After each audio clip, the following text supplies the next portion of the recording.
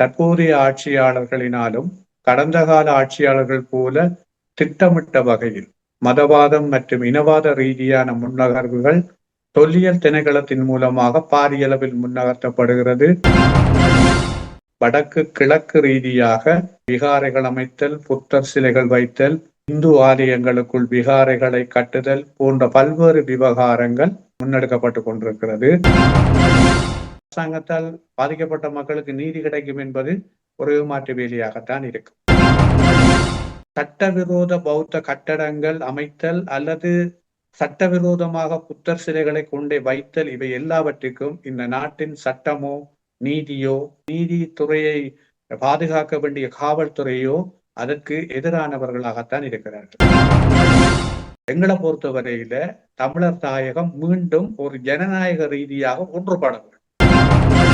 அதுக்கு அரசியல் கட்சி தலைமைகள் ஒரு நிலப்பாட்டுகள்ல வர வேண்டும். ஒரு நிலப்பாட்டுகள்ல வந்தால்தான் இதை நாங்கள் அரசியல் ரீதியான ஒரு திரட்டுக்கு உட்படுத்தலாம்.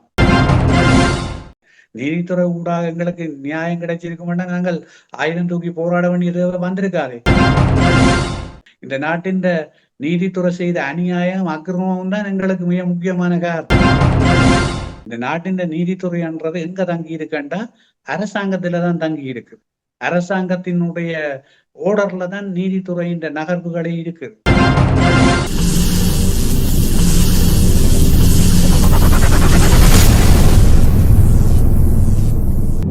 அரசியல் ஆய்வுக்களம். உண்மையோடு தமிழர்களின் உரிமை காக்க உரசிவிடும் தீக்குச்சி என தன்னை நிலைநிறுத்தி தமிழரின் அரசியல் பேசும் களமாக உங்களை தேடி வருகிறது அரசியல் ஆய்வுக்களம். அரசியல் ஆய்வுக்களம்.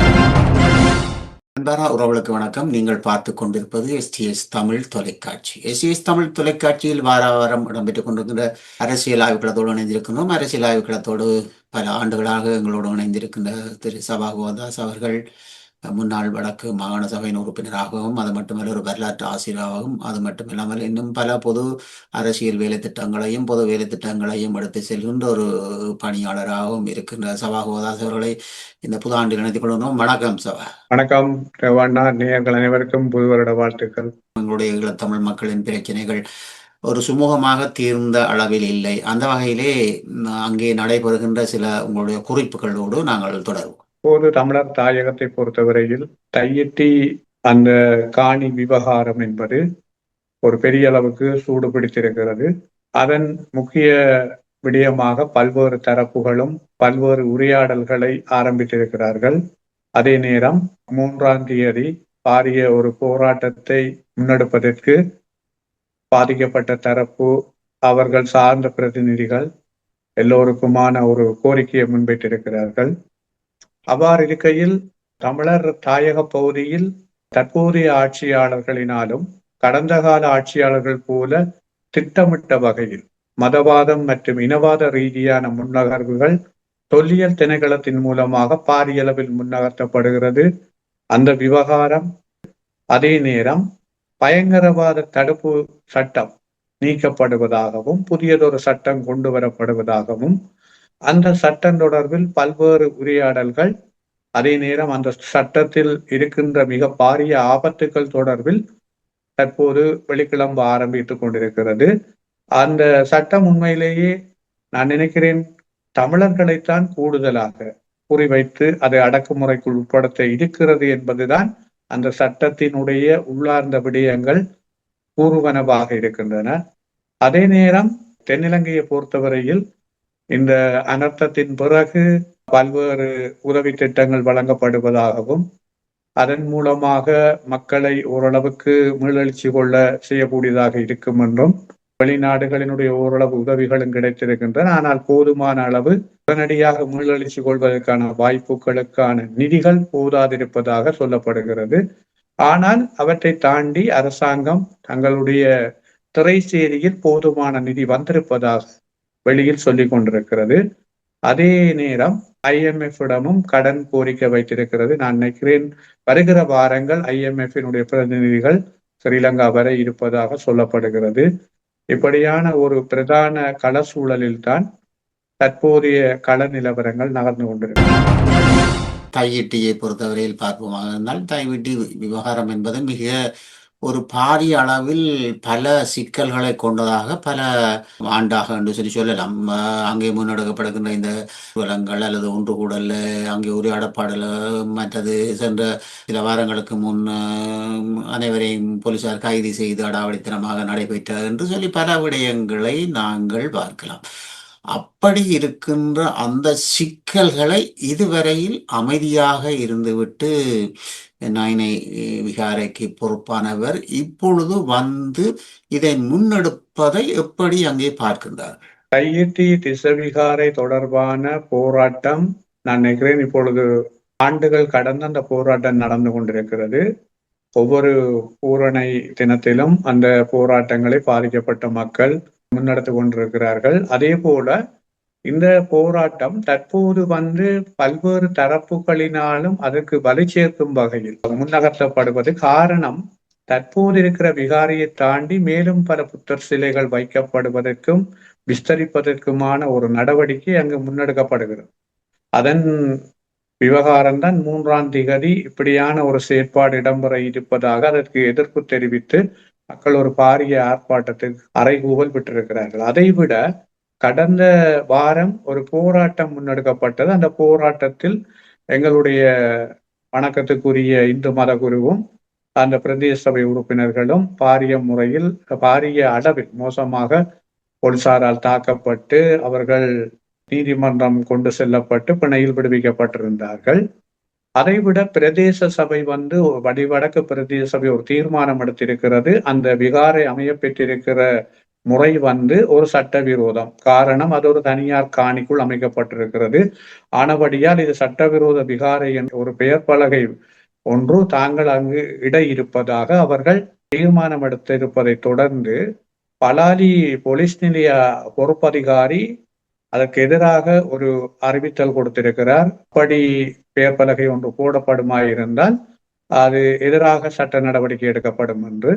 ஆகவே இன்னொரு சிக்கலான நிலைமைதான். உண்மையிலேயே மக்கள் பிரதிநிதிகள் கொண்ட சபைக்கு அதிகாரம் இருக்கிறதா அல்லது போலீசார் அந்த உண்மையாக சட்ட விரோதத்துக்கு எதிராக நடவடிக்கை எடுக்கக்கூடிய முறைமையில் தான் போலீசார் இருக்கிறார்களா என்ற கேள்வி எல்லாம் இங்கு இருக்கிறது. அதே நேரம் யாழ் மாவட்ட அரசாங்க அதிபர் அந்த பாதிக்கப்பட்ட மக்களை அழைத்து அந்த காணிகள் அதை சூழவர உள்ள காணிகளுடைய மக்களையும் அழைத்து அவர்களுக்கு காணிகளை கட்டமாக வழங்கலாம் என்ற ஒரு உரையாடலை ஆரம்பித்திருக்கிறார். அது என்ன பின்புலத்தில் அவர் ஆரம்பித்திருக்கிறார் என்பது பல்வேறு சந்தேகங்களை எழுப்பிக் கொண்டிருக்கிறது.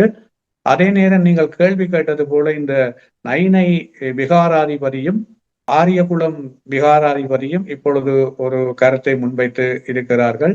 நைனை விகாராதிபதியை பொறுத்தவரையில் அது தங்களுடைய தான் முதலாவது இந்த யாழ்ப்பாணத்தின் விகாராதிபதி, தன்னை விட அதிகூடின ஒரு பதவி நிலையில் தையிட்டி திச விகாராதிபதியை கொண்டு வந்திருக்கிறார்கள் என்ற ஒரு அவர்களுக்கு இடையிலே ஒரு கௌரவ பிரச்சனை ஒன்று அதில் உருவாகியதன் காரணமாக, அதாவது கலகம் பிறந்தால் நியாயம் பிறக்கும் என்ற வகையில அந்த விடயத்திலையும் ஒரு உண்மை வெளிவந்திருக்கிறது.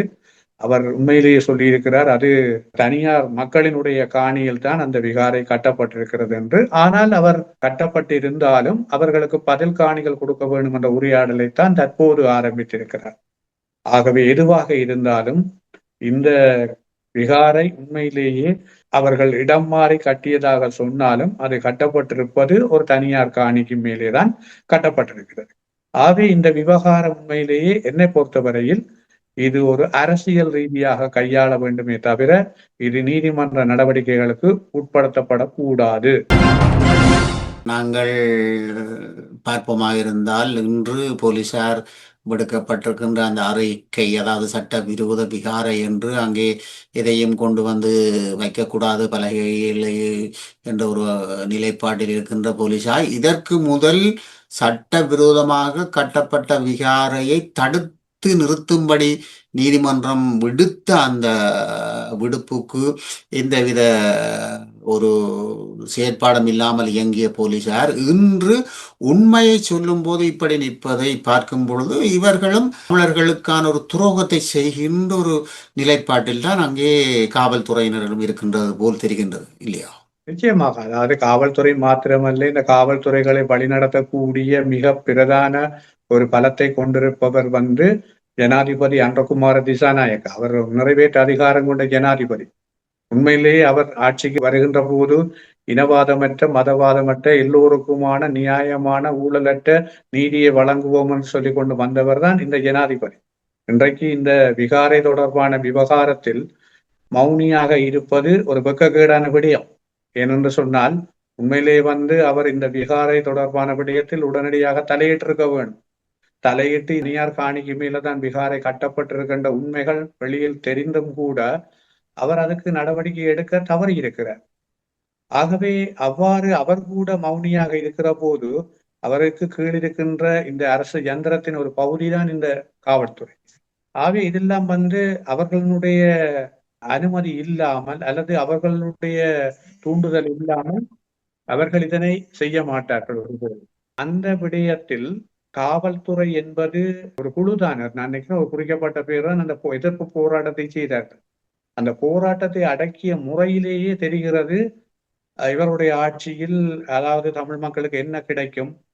உண்மையிலே ஒரு ஜனநாயக போராட்டத்தை இரும்பு கரம் கொண்டு அடக்க வேண்டும் என்று நினைக்கிறது என்று சொன்னால் அரசாங்கம், அதுக்கு அந்த அரசாங்கத்தால் பாதிக்கப்பட்ட மக்களுக்கு நீதி கிடைக்கும் என்பது ஒரு ஏமாற்று வேலையாகத்தான் இருக்கும். ஆக இந்த விடயத்தில் அரச யந்திரமே இதில் உடந்தையாகத்தான் இருக்கிறது. உண்மையிலே இந்த பௌத்த மயமாக்கல் அல்லது சட்டவிரோத பௌத்த கட்டடங்கள் அமைத்தல் அல்லது சட்டவிரோதமாக புத்தர் சிலைகளை கொண்டே வைத்தல், இவை எல்லாவற்றுக்கும் இந்த நாட்டின் சட்டமோ நீதியோ அல்லது நீதித்துறையோ அல்லது நீதித்துறையை பாதுகாக்க வேண்டிய காவல்துறையோ அதற்கு எதிரானவர்களாகத்தான் இருக்கிறார்கள். அது தமிழர் தாயக பகுதியில் முழுக்க அவர்கள் எதிரானவர்களாகத்தான் இருக்கிறார்கள். அதை நாங்கள் கடந்த கால ஆட்சியிலிருந்து தற்போது வரை தொடர்ச்சியாக நாங்கள் பார்க்கக்கூடியதாக இருக்கிறது. இதுதான் நாங்கள் தொடர்ந்து சொல்கிற ஒரு விடயம். நான் நினைக்கிறேன் எஸ்டிஎஸ் தொலைக்காட்சியில் அன்றகுமார ஜனாதிபதியாக வருவதற்கு முதல் அவருடைய பிரசாரத்தின் போதே நான் தொடர்ச்சியாக சொல்லிக் கொண்டிருக்கிற விடயம், தெற்கில் ஆட்சி மாற்றம் என்பது தமிழர்களுக்கு ஆள் மாற்றம். அதைத்தான் நான் தொடர்ந்து சொல்லிக் கொண்டிருக்கிறேன். தெற்கில் ஆட்சி மாற்றம் ஏற்படுவது தமிழர்களுக்கு அது ஆட்சி மாற்றம் அல்ல, அது ஆள் மாற்றம். அதை தற்போது அன்றகுமாரவனுடைய ஆட்சியும் நிரூபித்துக் கொண்டிருக்கிறது. இதுதான் உண்மை. இந்த இடத்தில் நாங்கள் முக்கியமாக பார்க்க வேண்டிய ஒரு இடமாக இருக்கின்றது. விகாரையின் பீடாதிபதி கூறுகின்றார், என்னிடம் உறுதி இருக்கின்றது, இப்பொழுது விகாரை கட்டப்பட்டிருக்கின்ற இந்த இடம் இது தமிழர்களுடையது, அது ஆக்கிரமிக்கப்பட்டிருக்கின்றது என்றும் தன்னிடம் உறுதி இருக்கின்றது. இங்கே நீங்கள் கூறியது போல இந்த சட்ட நடவடிக்கைகளுக்கு உட்படுத்த வேண்டியது என்று சொல்லுவது அந்த விகாரை உண்மையிலேயே விகாரைக்குரிய காணியில் அமைக்கப்பட்டிருந்தால், இது அமைக்கப்படவில்லை. அப்படி இருக்கும் பொழுது நீங்கள் கூறுவது போல ஜனாதிபதியோ அல்லது நீதித்துறையோ இதில் முன்னின்று இதற்கான இனி வழக்குகளோ அல்லது அதை கொண்டு நடத்துகின்ற எந்த விடயங்களும் தேவையில்லை, தீர்வு பீடாதிபதி கொண்டு வந்திருக்கின்றார், அவரிடம் உறுதி இருக்கின்றது. அப்ப அது என்றால் இது புலியான இடம், சரி நாங்கள் பார்ப்போமாக இருந்தால் அந்த ஆலயம் இருக்கின்ற அந்த வளாகத்தை மட்டும் எடுத்துக்கொண்டு மக்களுக்கு கொடுக்க வேண்டியதானே. இதில் இழுபாடு என்று சொல்வதற்கு என்ன இருக்கின்றது? நீங்கள் கூறிய விடயங்கள் அத்தனையும் உண்மை. ஆனால் இவற்றுக்கு நீங்கள் கூறுவது போல நீதித்துறையாலோ அல்லது அரசியல் பக்கத்தினாலோ பாதிக்கப்பட்ட மக்களுக்கு நீதி கிடைக்கிறதுக்கான வாய்ப்புகள் மிக மிக குறைவாகத்தான் இருக்கிறது. நான் ஏலவே சொன்னது போல பாதிக்கப்பட்ட மக்கள் ஒருபோதும் நீதிமன்ற வாசலுக்கு போகக்கூடாது. நீதிமன்ற வாசலுக்கு யாரும் அவர்களை இழுத்துச் செல்லக்கூடாது. ஏன் நான் அதை சொல்கிறேன் என்றால், கடந்த காலத்தில் இப்படி பாதிப்புகளுக்கு நீதிமன்றங்களுக்கு சென்று எங்களுடைய மக்கள் முற்றாக நீதியை இழந்திருக்கிறார்கள். குறிப்பாக செம்மலை நீராவியடி பிள்ளையார் ஆலயத்தில் அமைக்கப்பட்ட விகாரைக்கு என்ன நடந்தது? கடைசியாக முல்லைத்தீவு மாவட்ட நீதவான் சரவணராயா தப்பியோட வேண்டிய நிலை ஏற்பட்டது. ஏனென்றால் அவர் அது சட்டவிரோதமாக கட்டப்பட்டிருக்கிறது, அதை நீங்கள் கட்டக்கூடாது என்று கோர்ட்டால ஆர்டர் போட்டு தடுத்து நிறுத்தின பல்வேறு காரணங்களால் தான் அவர்களுக்கு மறைமுகமான அழுத்தங்கள் போய்தான் அவர் தப்பியோட வேண்டி வந்தது. அதை விட வெடுக்குநாரியில ஆதிசிவன் ஐயனார் ஆலயத்துல கோர்ட்டில் ஆர்டர் வந்தது, நீங்கள் வழிபாடு செய்யலாம் என்று பூனாக்களை பிடிச்சு கொண்டு போய் அடைச்சு சிறையில போட்டவர்கள். அதை விட ட்ரிங்கோமலையில எத்தனையோ ஆண்டுகள் பழமை வாய்ந்த பிள்ளையார் ஆலயத்தை, அதுக்கு தனியாருக்கு சொந்தமான காணிக்குள்ள இருந்த தனியாருக்கு சொந்தமான பிள்ளையார் ஆலயத்தை இடித்து அவர்கள் புனரமைக்க வெளியிட்ட போது அதை தடுத்து நிறுத்தி இன்றைக்கு அதுக்குள்ள போய் விகார கட்டுறது, அதை தொல்லியலுக்குரிய ஆய்வு செய்யணும்னு சொல்லி தடுத்து வச்சிருக்கிறாங்க. நீதிமன்றத்தாலே ஆர்டர் போட்டது அதை அவைகளுக்கு கட்டுறதுக்கு ஆர்டர் கொடுக்க சொல்லி. அப்ப இப்படியான விஷயங்களின் அடிப்படையில தான் நான் தையட்டி விகாரை அமைப்பில காணி இழந்த மக்களுக்கு நான் திரும்ப திரும்ப சொல்ற விஷயம் என்னன்னா, அவ நீதிமன்றத்துக்கு போகக்கூடாது. நீதிமன்றத்துக்கு போனா அவைகளுக்கு தவணை போடுறதுதான் தீர்ப்பா கிடைக்கும். அதுதான் நீதி. நீதிமன்றத்தில் உவர்கா போடுற தவணையும் தான் அவர்களுக்கு நீதியா கிடைக்குமே ஒழிய அவர்களுக்கான காணி கிடைக்காது. எங்களை பொறுத்தவரையில நாங்கள் எங்கட அரசியல் ரீதியாக ஏற்படுத்தப்படுற அநியாயங்களுக்கு நாங்கள் அரசியல் ரீதியா தீர்வு எடுக்க வெளியிட்டால்தான் இந்த பிரச்சனையை நாங்கள் முடிவுக்கு கொண்டு வரலாம். இல்லையோ நாங்கள் முடிவுக்கு கொண்டு வர இயலாது. அதற்கு எங்களை பொறுத்தவரையில தமிழர் தாயகம் மீண்டும் ஒரு ஜனநாயக ரீதியாக ஒன்றுபட வேண்டும். ஜனநாயக எழுச்சி போராட்டங்களை ஒன்றுபடுத்தி வலுவாக மேற்கொள்ளணும். அதுக்கு அரசியல் கட்சி தலைமைகள் ஒரு நிலப்பாட்டுகள்ல வர வேண்டும். ஒரு நிலப்பாட்டுகள்ல வந்தால்தான் இதை நாங்கள் அரசியல் ரீதியான ஒரு திரட்டுக்கு உட்படுத்தலாம். ஏனென்றால் தற்போதைய அரசாங்கம் ஏமாற்று கதை சொல்லி கொண்டிருக்க கூடாது. கடந்த கால ஆட்சியாளர்களை போல புழுடா விடக்கூடாது. அவர்களை நாங்கள் ஒரு கட்டுப்பாட்டுகளை கொண்டு வருவோம்.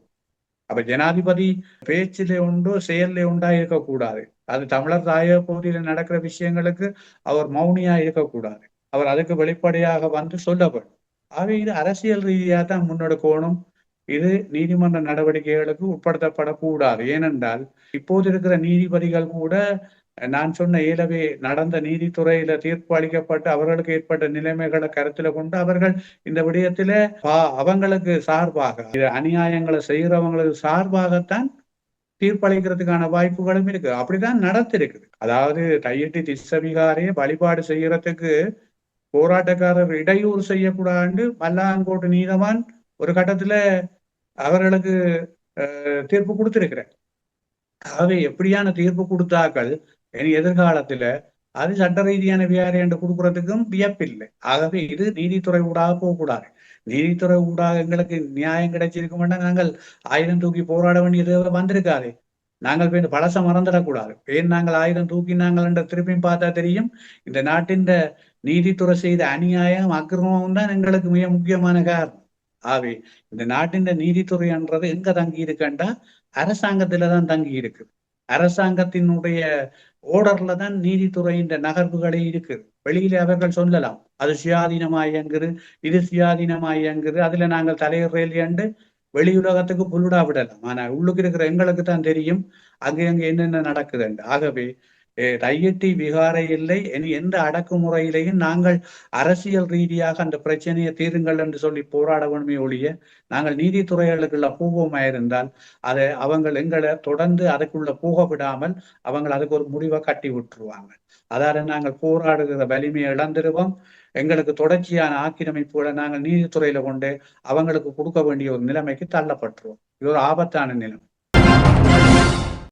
நீங்கள் தொட்டு சென்றது போல் எங்களுடைய அரசியல்வாதிகள் மானிப்புக்கு பிறகு ஒன்று சேருவோம் என்று சொல்லி பல கோஷங்களையும் பல கட்சிகளின் முன்னெடுப்புகளும் பலவிதமாக நடந்தது. இன்று வரையில் இந்த கைதிட்டி விகாரைக்கு வந்திருக்கின்ற இந்த சூழ்நிலையிலும் கூட எல்லோரும் இணைந்து நின்று அதற்காக போராடும் குரல் கொடுப்பதற்கு பயப்படுகின்றார்கள்.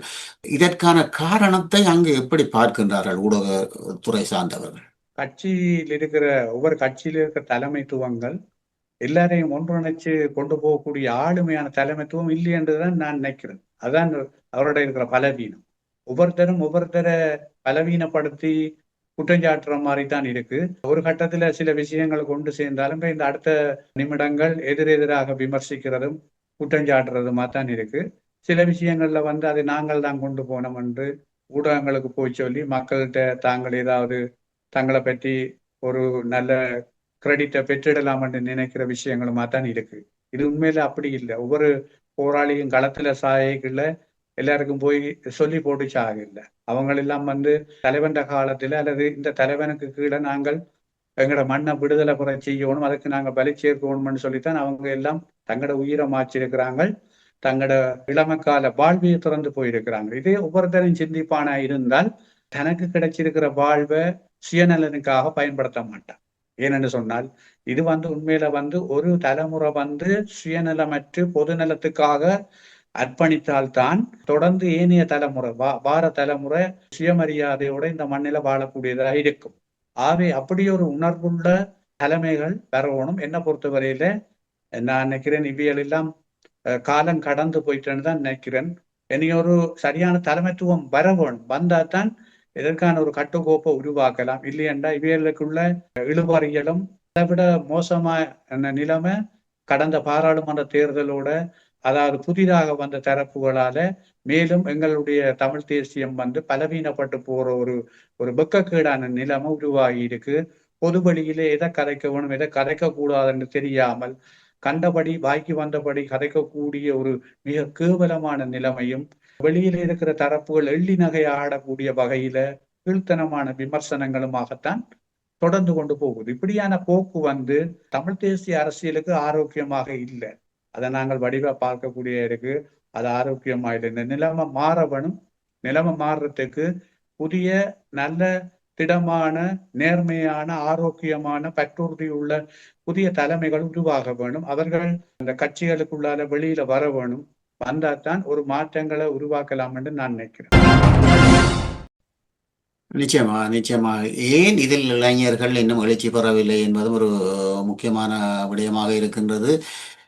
ஒவ்வொரு காலப்பகுதியும் எழுச்சி என்பது ஒவ்வொரு கோணத்தை பொறுத்து வருகின்றது. இன்று இதுவரையில் எந்த கட்சிகளும் இணைந்து நிற்காமலுக்கு செயலாற்றுவதன் மூலம் தமிழ் மக்களின் அபிலாசைகள் பின்னோக்கி செல்கின்றது என்பதை இவர்கள் இந்த கட்சிகளில் இருப்பவர்கள் புரிந்து கொள்ளாத காரணங்களும் புரியவில்லை. கதிரையில் உள்ள மோகமா அல்லது மக்களா மண்ணா கதிரையா என்று பார்க்கும் பொழுது எங்களுடைய இளைஞர்கள் மண்ணுக்காக போராடி மறைந்தார்கள். ஆனால் இவர்கள் கதிரைக்காக தங்களுடைய சுய வாழ்க்கைக்காக மக்களின் வாழ்க்கையை இப்படி குன்றி இருக்கும் அளவுக்கு வைத்திருப்பதை பற்றிய மக்கள் எழுச்சி கொள்ளும் நோக்கங்கள் இருக்கின்றதா தாயகத்தில்? மக்கள் எழுச்சி கொள்ளக்கூடிய நோக்கங்கள் மக்கள் உணர்வோடு தான் இருக்கணும். பெரும்பாலான மக்கள் அவர்களை தலைமை தாங்கி நடத்துறதுக்கான சரியான லீடர்ஷிப் தலைமைத்துவம் இல்லை என்றதுதான் இங்க இருக்கிற குறைபாடு. அந்த லீடர்ஷிப் உறுதியா இருக்கணும். உறுதியா இல்லாமல் சாதாரணமான மக்கள் இன்றைக்கு எங்கட மக்களை பொறுத்தவரையில அரசியல் தெளிவும் தூய விடுதலை சிந்தனையும் அவர்கள்ட்ட இருக்கு கூடுதலான மக்கள்கிட்ட. ஏனென்றால் அவ்வளவுக்கு எங்கட போராட்டம் அதை வளர்த்திருக்கு மக்கள் மத்தியில. எங்கட போராட்டம் சாதாரணமா எங்கட மக்களை விட்டுட்டு போகல. மக்கள் திறமா சிந்திக்கக்கூடிய ஆக்கள் எல்லாம் இருக்கணும். ஆனால் அரசாங்கத்தினுடைய சட்ட ரீதியான அடக்குமுறைகள் இருக்குது. வடக்கு கிழக்க பொறுத்தவரையில மக்கள் ஒரு திறந்த வழி சிறைச்சாலை தான் இருக்கணும். ஏனென்னு சொன்னால் கூடுதலான இராணுவத்தினர், புலனாய்வாளர்கள், கடற்படை, விமானப்படை எல்லாமே இந்த நாட்டில் இருக்கிற முகாவாசி மிலிட்டரி எல்லாம் வடக்கு கிழக்குல தான் நிக்கணும். அப்ப அவையண்ட கட்டுப்பாடுகள் கண்காணிப்புகள் அவற்றின் மத்தியில தான் மக்கள் நடமாடிக்கொண்டிருக்க தங்களோட வேலைகளை செய்யணும். இப்படியான சூழல்ல ஒரு முழு நேரமா வடக்கு கிழக்குல நின்று மக்களின் பிரச்சனைகள்ல கலந்து மக்களின் பிரச்சனைகளை கொண்டு செல்லக்கூடிய ஒரு தலைமைத்துவம் வேணும். இது பகுதி நேரம். இப்ப கூடுதலான கட்சிகள் இந்த தலைவர்கள் இது ஒரு பார்ட் டைம் தொழில் மாதிரி தான். அதாவது அரசியல்ன்றது ஒரு பார்ட் டைம் பிசினஸ் அப்படித்தான் பார்க்கணும். இது அப்படியான நாட்கள் உண்மையிலே பொறுத்தவரையில ஒதுங்கி முழு நேரமா பணியாற்றக்கூடியவர்களை விட்டு அவர்கள் வழிகாட்டவும். அவர்கள் போக சொல்லி நான் சொல்லல, அவர்களும் கட்சிகள்ல இருக்கலாம். ஆனா தலைமைத்துவங்களும் மாற்றணும். இன்றைக்கு தேசிய மக்கள் சக்தி ஒரு புதிய தலைமைத்துவத்தை கொண்டு வந்ததாலதான் அவர்களால எழுச்சி கொள்ளக்கூடியதா இருந்தது. அது அந்த தலைமைத்துவம் என்ன செய்யுதுன்றதுக்கு அப்பால அவர்கள் ஒரு அந்த வித்தியாசமான எழுச்சி ஒன்று ஏற்படுத்தினது அந்த புதிய தலைமைத்துவத்தின் ஊடாகத்தான். அதே நேரம் கடந்த காலத்துல இந்த பழைய கட்சிகள் தென்னிலங்கையில SLPயா இருக்கலாம், GMPயா இருக்கலாம், தோற்று போனதுக்கான காரணம் ஒரே தலைமைகள் தொடர்ந்து இருந்ததாலதான் அது தோற்று போனதுக்கும் காரணம். அவை எங்கட தரப்புலையும் அதுதான் பிரச்சனை. இன்றைக்கு விடுதலை போராட்டம் எழுச்சி பெற்றதுக்கான காரணம் அந்த தலைமை மக்களோட மக்களா நின்று தன்னை அர்ப்பணிச்சு கொள்ளக்கூடியவாறு அந்த தலைமை இருந்தது. அதை செய்து காட்டினது. அப்படி ஒரு தலைமைத்துவம் வேணும். இது சும்மா வெறுமனே மக்களை நாங்கள் ஏமாற்றக்கூடாது. ஆகவே என்னை பொறுத்தவரையில மக்களும் இளைஞர்களும் யுவதிகளும் உணர்வுபூர்வமா இருக்கணும். அவர்களை சரியா வழிநடத்தக்கூடிய தலைமத்துவம் இல்லை என்றது பெரிய இடைவெளி. அதை விட்டு விடாம தடுத்து வச்சு கொண்டிருக்கிறது பழைய தலைமைகள். அவர்கள் மாறும். உண்மை நீங்கள் கூறுவதும் உண்மை. உண்மையிலேயே இந்த கட்சிகள் என்று வந்திருப்பவர்களில் கூட இன்று நாங்கள் பார்க்கக்கூடியது போரின் வலியை புரியாத சில கட்சிகளுக்குள் இருக்கின்றவர்கள் இருக்கின்றார்கள். அந்த போரின் வலியை புரியாதவர்கள் போரின் வலியை புரிந்து கொண்ட சில கட்சிகள் இணைய விரும்பினாலும் அவர்களின் அந்த பேச்சு உரையாடல் என்பது எங்களுக்கு கீழ்தான் நீங்கள் பணிந்திருக்கணும், உங்களுக்கு கீழ் நாங்கள் மரமாட்டோம் என்று கூறுகின்ற ஒரு நிலைப்பாட்டையும் புலம்பெயர் நாடுகளிலே அவதானிக்கக்கூடியதாக இருக்கின்றது என்று பலரும் கூறிக்கொள்ளுகின்றார்கள். உண்மையை பார்க்க போனால் இது மக்களுக்கான சேவையா அல்லது தங்களுடைய வசதிக்கான வருவாய்க்கான சேவையா என்பதை மக்கள் புரிந்து கொள்ள வேண்டும். அந்த நிலை எழுச்சியாக வர வேண்டும். இந்த எழுச்சி வருகின்ற பட்சத்தில் தான் நாங்கள் எங்களுக்கான விடிவை விரைவாக தேடிக்கொள்ள முடியும் என்பது உண்மையான விடயம். ஏனெனில் அரசியல்வாதிகள் எங்களுக்கு எதையும் பெற்றுத்தர மாட்டார்கள். அவர்கள் தாங்கள் பெற்றதை தங்களுடைய பொக்கெட்டுக்குள் வைத்துக் கொள்வதற்கான ஒரு நிலைப்பாட்டை காண்பதாக தெரிகின்றது. அதை பல விடயங்களில் நாங்கள் பார்க்கக்கூடியதாக இருக்கின்றது. அதை பற்றிய விடயங்கள் பலதை சபாகோதாஸ் அவர்களும் பல ஸ்டேஷன் அரசியல் களத்திலே பல விடயங்களை முன்வைத்திருக்கின்றார். நாங்களும் புலம்பெயர் நாடுகளில் எதை எதிர்பார்க்கின்றார்கள் என்றெல்லாம் முன்வைத்திருக்கின்றோம். அத்தனை விடயங்களையும் தகர்த்தவர்களாக, அதை மதிக்காதவர்களாக, மக்களின் அபிலாஷையை புரிந்து கொள்ளாதவர்களாக இருக்கின்றது என்பது மிக ஒரு வருத்தமான விடயமாகவே பார்க்கக்கூடியதாக இருக்கின்றது. இது தொடர்பாக இருந்தால் இன்னும் நாங்கள் எங்களுடைய விடுதலை பாதையை எல்லாத்தையும் துறந்து நிற்பவர்களாகவும் எங்களுக்கான ஒரு விடிவு பாதை அற்றவர்களாகவும் வாழுகின்ற காலத்தை இவர்கள் ஏற்படுத்த போகின்றார்கள். அதனால் தயவு செய்து மக்களை விழித்தெழுங்கள், இளையோர்களே நீங்கள் விழித்தெளிந்து உங்களுக்கான களங்களுக்கான ஒரு விடயத்தில் நீங்கள் முன்னணியாக வந்து இதற்கான செயற்பாடுகளை செயற்பட வேண்டும் என்று கேட்டுக்கொண்டு இன்றைய அரசியல் ஆய்வுக்களத்தில் சிறப்பாக எங்களோடு கலந்து கொண்டு பல ஆண்டுகளாக கலந்து சிறப்பித்துக் கொண்டிருந்த சபாகோதாஸ் அவர்கள் எங்களுடைய தாயக விடிவுக்கு என்ன தேவை, அதனால் என்ன எங்களுடைய சமுதாயத்துக்கு நன்மையை தரும் என்பதே அவருடைய கருத்தாக பல உரையாடிய அனைத்து அரசியல் ஆய்வுக்களத்திலும் இருக்கின்றது. அந்த வகையிலே இவர்கள் போன்ற துடிப்புள்ளவர்கள், கருத்துள்ளவர்களின் வெளிப்பாடு நிச்சயமாக மக்கள் கேட்க வேண்டும் என்பது உண்மையான விடயம். அந்த வகையிலே சபாகோதாஸ் அவர்களுக்கு நன்றிகளை கூறிக்கொள்கிறோம். நன்றி, வணக்கம் சபா. நன்றி. நல்லது உறவுகளை, இதுவரை நீங்கள் பார்த்தது அரசியல் ஆய்வுக்களம். அரசியல் ஆய்வுக்களத்தில் எங்களோடு இணைந்திருந்தவர் சபாகோதாஸ் அவர்கள். இவர் வடக்கு மாகாண சபையின் முன்னாள் உறுப்பினராகவும் அது மட்டுமல்ல ஒரு சிறந்த வரலாற்று ஆசிரியராகவும் அரசியல் துறை சார்பான விடயங்களிலும் பொது வேலை திட்டங்களிலும் மிக சிறப்பாக பணியாற்றி வருகின்ற ஒரு புரட்சி மிக்க விடயங்களை பேசுகின்ற கருத்தாடலோடு மக்களின் தேவைகளை கருத்துக்களை முன்வைக்கக்கூடிய ஒருவராக இருக்கின்ற அவரை இந்த அரசியல் ஆய்வுக்களத்தில் இணைத்துக் கொண்டு உங்களுக்கான தகவலை தந்ததில் நாங்களும் பெருமை கொண்டு இன்றைய அரசியல் ஆய்வுக்களத்தை நிறைவாக்குகின்றோம். நன்றி. அடுத்த அரசியல் ஆய்வுக்களத்தில் இணைவோம்.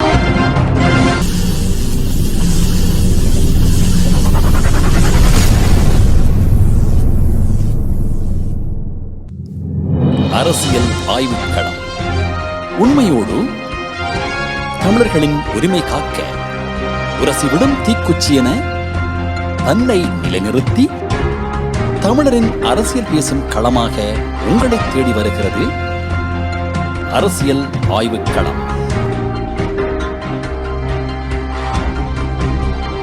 அரசியல் ஆய்வுக்களம்.